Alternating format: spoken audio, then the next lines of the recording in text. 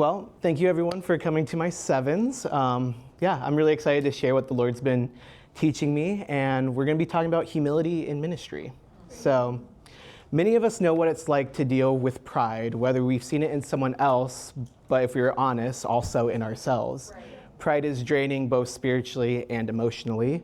And when I first started at this internship, I didn't really think of myself as someone who is like very prideful, not in a super obvious sense. And because of that, I never dealt with that pride. But looking back, I was carrying pride. I was carrying it in my ministry. Humility is defined as freedom from pride or arrogance, seeing ourselves honestly without inflating who we are or what we do. Humility begins with gratitude. One of our first ways the Lord revealed pride in myself was through expectation without gratitude. I wanted God to move in my life during this season of elevation, but I wasn't giving him the thanks that he deserved for the things he had already done in my life. Right. And I don't mean just like a quick thought, I mean real gratitude that really turns into worship. Right. Proverbs 17:22 says, "A cheerful heart is good medicine, but a crushed spirit dries up the bones." A cheerful heart comes from recognizing God's goodness and letting it shape our attitude, our heart, but also our posture. But I wasn't doing that. Even when God gave me wins, whether big or small, I barely paused to celebrate. I noticed them, but I quickly moved on to whatever was next. Here's what God showed me. If we don't stop and sit in his goodness, our spirit starts to dry up, and we stop seeing his goodness at all. And when we fail to express gratitude in ministry, it doesn't just affect others, it keeps God from receiving the glory he deserves. Right. And when we withhold the glory from God, we start carrying ministry in our own strength. And that's when pride settles in. Right. That's when ministry becomes heavy, draining, and about us more than it is about him. Yeah. Humility reframes success in ministry. The second way the Lord confronted my pride was this. I cared more about where I was going professionally more than who I was serving in ministry. Right. I shifted from being faithful to trying to arrive. And it's easy to do, especially as a young leader. We seem to imagine some sort of ministry ladder, levels to reach, titles to earn, and platforms to stand on. Before I knew my team, I admired them from a distance. These were creatives I looked up to. And during this year's Love Week, I remember seeing a teaser trailer for it and thinking to myself, wow, this feels like an Apple commercial. But I also thought to myself, man, if I ever got to be part of something like that, then I really had made it. I had no idea that God would graciously allow me to work with said team, but once I got here, here's what I learned. Even if you think you've made it, the work is still the work. It doesn't feel more special just because something's flashier, bigger, or more visible. Whether something is seen by 5 people or 5 million people, it still requires the same discipline, the same excellence, but most importantly, the same heart. Yes.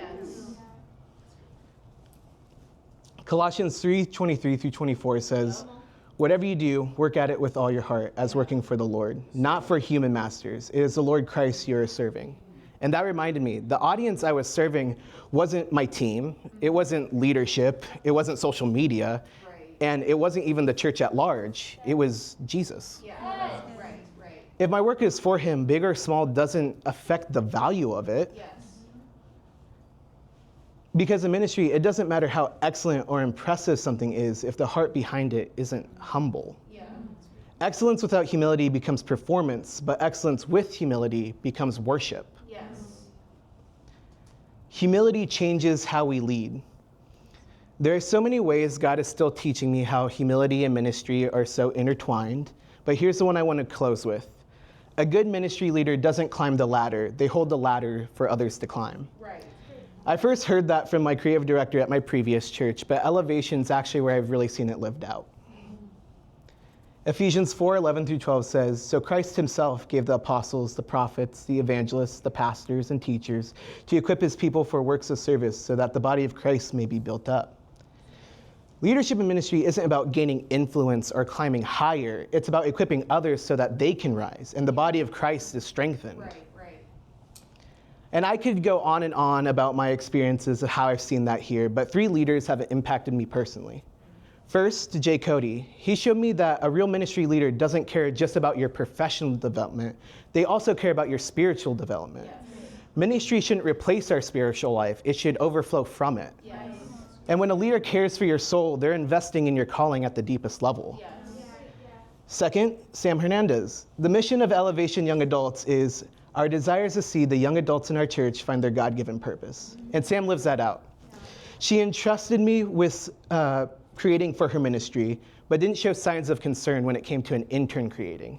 She showed gratitude and gave constructive feedback, and ultimately have made this one of the most surreal experiences of designing in my life. Oop. There you go. And finally, Emma, my supervisor. One of the clearest examples of a leader who holds the ladder. She didn't know me well, but she entrusted me with meaningful work. She could have given me safe intern projects, but she didn't. She believed in me, trusted in me, and created space for me to grow. Her leadership showed me what empowering others truly looks like. And these leaders didn't lead to protect their position, they led to empower others.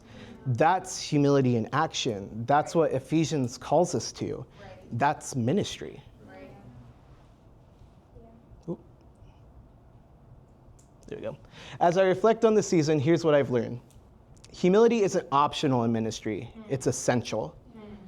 It begins with gratitude, celebrating what God has already done instead of constantly chasing what's next. It resets our ambition, shifting our focus from making it to being faithful. And humility turns leadership into service, holding the ladder for others, lifting them higher, and celebrating when they climb.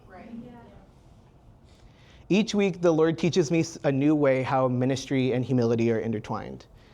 He's stretching me, refining me, and reminding me that this is the way of Jesus.